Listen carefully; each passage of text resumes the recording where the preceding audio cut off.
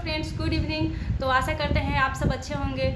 तो चलिए आज हम बात करते हैं फणीश्वर नाथ रेणु द्वारा रचित एक कहानी के बारे में, जिस कहानी का शीर्षक है संवदिया। आज इसके बारे में हम व्याख्या करते हैं। तो सबसे पहले हम जानेंगे कि संवदिया किसे बोलते हैं।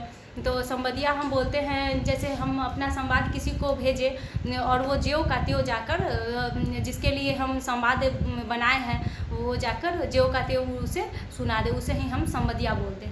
ये हो गया क्लियर। तो चलिए आज हम जानते हैं कि संवदिया शीर्षक के मुख्य पात्र कौन है। संवदिया शीर्षक में दो है मुख्य पात्र। एक है हरगोविंद, जो जिसका नाम संवदिया है, और दूसरा है बड़ी बहुरानी, जो बड़े घराने की बड़ी मालकिन है, और उसे सभी बड़ी मालकिन के नाम से ही जानते हैं। तो चलिए आज हम बात करते हैं इसी विषय पर कि संवदिया से आखिर क्या काम पड़ा है बड़ी बहुरानी को, इस कहानी का नाम शीर्षक का नाम संवदिया क्यों पड़ा है। तो एक दिन की बात है कि ये बड़ी बहुरानी के पति का देहांत हो गया है। रातों रात ही देहांत हो गया है। उनका सारा चीज़ रातों रात ही खत्म हो गया है। उनके पति 4 भाई थे, जिनका तो बड़े का देहांत हो गया, बच गए उनके 3 देवर। 3 देवरों ने हिस्सा बांटकर शहर के लिए चल पड़े। उनके शरीर से सारे कीमती गहने जेवरात इत्यादि जो भी वगैरह थी, वो तो बड़ी बहुरानी थी, किसी भी प्रकार की उन्हें कोई कष्ट नहीं था। तो वो लेकर हिस्सा लेकर अपना शहर के लिए चले गए। जो खेत भी था वो साहूकारों ने जोत रखा था कर्ज के अभाव में, क्योंकि कुछ कर्ज वगैरह रहा होगा जो उनके पति के मरने के बाद झूठ सच बोलकर भी साहूकारों ने हड़प लिया था और वो रख लिया। तो वो चले गए। उनके तीनों देवरों की बात करते हैं तो वो तीनों देवरे चले गए शहर, और जब भी उन्हें कोई ज़रूरी पड़ती तो वो आते और फसल वगैरह होती तो लेकर चले जाते, अपना हिस्सा लेकर चले जाते। और जब ये फल का सीज़न आता, आम वगैरह का सीज़न आता है, तो वो उन्हें तो बस बोरिया भरने से मतलब होता था। कच्चे पक्के कोई भी आम हो, बस उन्हें तो बोरिया भरने से मतलब होता था, वे चले जाते थे लेकर। और बेचारी रह गई थी गांव में अकेली, असहाय। बेचारी बड़ी बहुरानी विधवा थी, अकेली थी, असहाय थी। किसी भी प्रकार का उन्हें किसी भी तरह से देवरों का सहयोग नहीं मिला। वो बेचारी असहनीय हो गई थी। वो दर्द सह कर मतलब उसको क्या बोलते हैं, एक अजीब प्रकार की वो हो गई थी, जिसके बारे में संवदिया में अच्छी तरह से चित्रण किया गया है। तो एक दिन वो बेचारी इतनी दुखी थी कि वो अपने मायके भेजवाने के लिए, संवाद भेजवाने के लिए अपने एक गांव के ही संवाद जो लेकर जाया करता था संवदिया था, जिसका नाम था हरगोविंद, वो उसे बुलवाई है अपने घर। उसी वक्त जब वो आया है संवदिया, हरगोविंद उनके दरवाजे पर आया है। उसी दिन मुदियाइन थी गांव की, जिनसे वो खाद्य पदार्थ का सामान वगैरह लिया करती थी। तो वो कुछ जलीकट्टी सुना रही थी, कुछ उधार पैसा होने की वजह से जलीकट्टी कुछ सुना रही थी, जिसको देख कर सुन करके वो जब चली गई है मुदियाइन, तो वे मतलब उस तरह का उसका चरित्र चित्रण देख करके मतलब बहुत ही पीड़ा में वो लग रहा था कि बहुत ही दर्द सहा है। इस तरह से वो मतलब उसी टाइम अपसेट माइंड का मतलब अजीब सा वो बिहेवियर करने लगा, और वो बहुत ही अंदर से दुखी हो गया। तो उसकी मतलब ये जो बुलाई थी, बड़ी बहुरानी बुलाई है संवदिया को। तो संवदिया जो है सो हरगोविंद जो है सो जाकर ज्यों का त्यों, जैसा उसको कहा जाता था उसी प्रकार जाकर वो संवाद जाकर दूसरे शहर या गाँव में जिसको जहाँ भेजना पड़ता था वहाँ जाकर कहता था, संवाद दे देता था। तो संवाद देने के बाद जब वो मतलब आता तो उसे कुछ रास्ते में खर्च वगैरह के लिए भी कुछ उसे पैसे वगैरह मिलते थे। तो उस दिन बेचारा जाने के वक्त भी कुछ रास्ते खर्च नहीं लिया। तो वो संवदिया में सबसे पहले ये बोलती है ना कि तुम जाना मेरी माता जी से कहना कि मैं अब यहाँ एक पल भी नहीं रुकूंगी, और मैं वहाँ भाभियों का जूठन खा लूँगी, अपने बच्चों के जूठन खा लूँगी, उनका देख रेख करके मैं किसी कोने में पड़ी रहूँगी और ना किसी भी तरह मैं अपना भरण पोषण कर लूँगी, पेट भर लूँगी। लेकिन मैं अपने गांव में, ससुराल में अब एक पल भी मैं नहीं रुकना चाहती हूँ, क्योंकि अब यहाँ रुकूँ भी मैं किसके लिए रुकूँ। इस तरह से वो बहुत ही लाचार थी बेचारी, बहुत दुखी थी। तो वो संवदिया यह सब सुनकर बहुत ही दुखी हुआ और वह चला गया। अभी रास्ते का खर्च भी नहीं लिया और चला गया।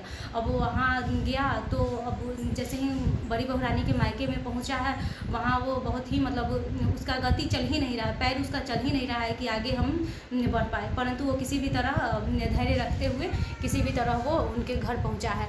अब घर पहुँचने के बाद अब उनकी माताजी पूछती हैं, बड़ी बहू रानी की माताजी पूछती है कि सब कोई कुशल पूर्वक है? तो संवदिया बोलता है, जी माताजी सब कुछ कुशल पूर्वक है, वहाँ की बड़ी बहू रानी को कोई दिक्कत नहीं है। अब इतना जब वो सुन लेती है तो निश्चिंत हो जाती है कि चलो हमारी बेटी अच्छी है, सुन लेती है। फिर वो उनको नाश्ते में मिलता है, जलपान वगैरह मिलता है, फिर वो नहीं खा पाता है बेचारा, हरगोविंद नहीं खा पाता है, समदिया नहीं खा पाता है, क्योंकि वो बहुत ही मतलब उनके सामने ये जब साग वगैरह खाती थी बड़ी बहू रानी, उसका चित्रण उनके सामने प्रतिबिंब की तरह नज़र आ जाता था। वो नहीं खा पाया, नाश्ता और जलपान नहीं कर पाया। फिर जब रात का भोजन मिला, फिर उस वक्त भी उसे इसी तरह का प्रतीत हुआ कि मतलब उसे किसी भी कुछ भी चीज़ अच्छा ही नहीं लग रहा था। और अब बोल रहा था, सोच रहा था कि मैं किस मुंह से कहूँ बड़ी मालकिन के बारे में, बड़ी बहू रानी के बारे में, किस मुंह से मैं उनकी माताजी से कहूँ कि वो दुखी है, असहाय है, लाचार है, उनकी देवरों ने उन पर अत्याचार किया है वगैरह। सोचते सोचते ही वह रात भर सो नहीं पाया। जब सुबह हुई तो सोचा कि ठीक है, मैं कल तो नहीं बता पाया, परंतु मैं आज उनको यह सब बता देता हूँ। परंतु जब सुबह भी हुई तो वह नहीं बता पाया। फिर वह सोचा कि मैं नहीं बताऊंगा। फिर वो अपने गांव जाने के लिए तैयार हो गया।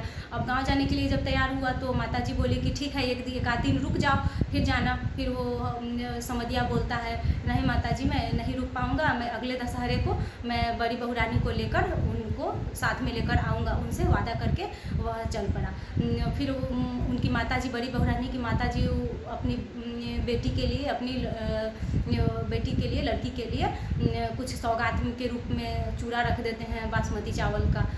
समदिया वह लेकर चला आया। समदिया से पूछती है उसकी माता, बड़ी बहू रानी की माताजी, कि आपको भी कुछ रास्ते खर्च की आवश्यकता है? तो समदिया बोलता है, नहीं माताजी हमें सब कुछ परिपूर्ण है, मुझे किसी भी चीज़ की आवश्यकता नहीं है। और वह चल पड़ा।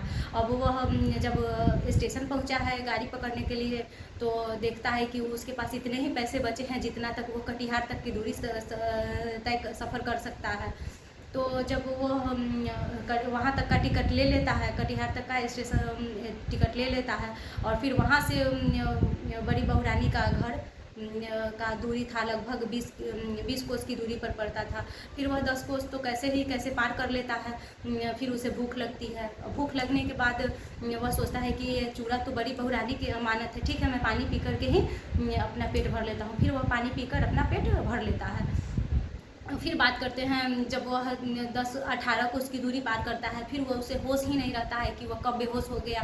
और बेहोशी की हालत में ही मतलब उसे का शरीर डगमग डगमग करता हुआ वह कब बड़ी बहुरिया के दरवाजे पे पहुंचता है, इस बात का उस थोड़ा भी जरा सा भी ध्यान नहीं रहता है। फिर वह बार बार यही सोचता रह रहा है कि बड़ी बहू रानी का क्या पहले था और अब क्या हो गई है, वो उनकी क्या इज्जत प्रतिष्ठा मान मर्यादा रहती थी, और आज वह दूसरे के घर जाकर सूप में से अनाज फटक कर अपना भरण पोषण करती है। जिस हाथों की मेहंदी कभी नहीं छूटती थी, आज वह दूसरों के सामने ऐसे है, एक वक्त के भोजन के लिए तरसती है, साग खाकर रहती है, उबाल कर साग खा लेती है। कभी कभी नमक नहीं होता है फिर भी वह बिना नमक के ही साग को खा लेती है। फिर ये सब दृश्य उनके सामने, हरगोविंद के सामने, समदिया के सामने, ये सब दृश्य आंखों के सामने एकदम सा चमकने सा लगा। फिर वह बेहोश, जब उसे होश आया तो बड़ी मालकिन उसे, बड़ी बहू रानी उसे के आंखों पे पानी का छींटा मारते हुए दिख पड़ी उसके आंखों के सामने, उनका चेहरा आया। फिर हरगोविंद समदिया जो था सो बड़ी बहू रानी के चरणों में पड़ गया। वो तो पहले से ही मतलब बेहोश पड़ा ही हुआ था, परंतु उनका चरण पकड़ के उनसे क्षमा याचना करने लगा कि मुझे माताजी माफ़ कर दीजिए, क्योंकि मैं आपका संवाद आपकी माताजी से मैं नहीं कह पाया, क्योंकि इससे हमारी मान मर्यादा, पद प्रतिष्ठा हमारे गांव की जाती, और आप एक असहाय नहीं है, अब मैं आपका पुत्र हूँ, आप मेरी माँ है, और आपको अब हम किसी भी प्रकार का दुख नहीं होने देंगे, कष्ट नहीं होने देंगे।